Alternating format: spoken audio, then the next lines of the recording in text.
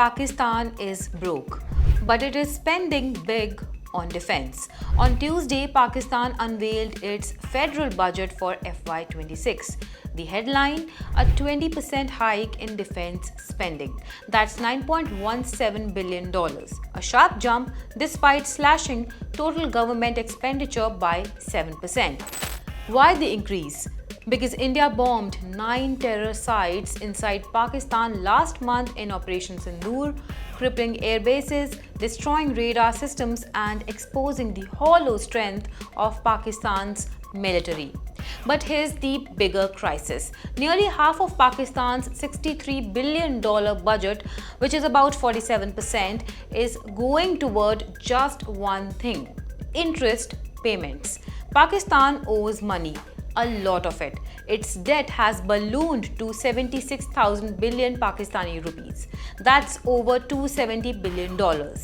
Of that, 51,500 billion Pakistani rupees is borrowed from local banks and 24,500 billion Pakistani rupees from foreign lenders, led by China. Yes, China is Pakistan's biggest creditor and its biggest arms supplier. Nearly 80% of Pakistan's military arsenal comes from Beijing. The HQ-9 surface-to-air missiles, the J-10 fighter jets, all Chinese. And most of the new defense budget expected to go right back to China for replacing destroyed systems, buying more weapons and repairing airfields. So Pakistan is borrowing from China to pay China to buy Chinese weapons. Meanwhile, Pakistan's economy is barely breathing. GDP growth in 2023 negative at 0.2%. In 2024, a weak 2.5%. For FY26, they are hoping for 4.2%, less than half of India's nominal GDP growth target of 10.1%. Compare this to India. Defense budget over $77 billion. Capital expenditure 10.18 lakh crore rupees. Fiscal deficit projected at 4.8% for FY25, improving to 4.4% in FY26. Pakistan fiscal deficit target of 3.9%, sure, but when nearly 50% of your budget is just interest repayment, those numbers are hollow.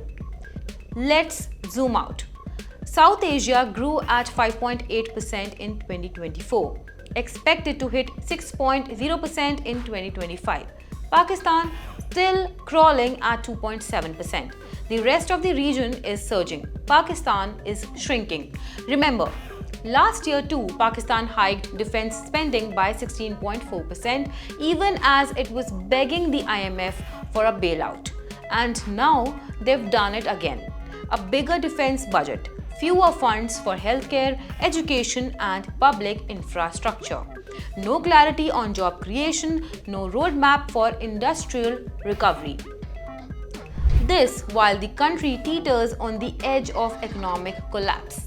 Pakistan may have tried to flex its muscle, but the numbers don't lie. India is investing in growth.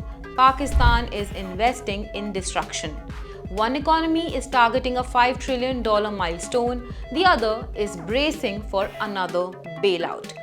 Well, that is all for today. Keep watching the Economic Times for more.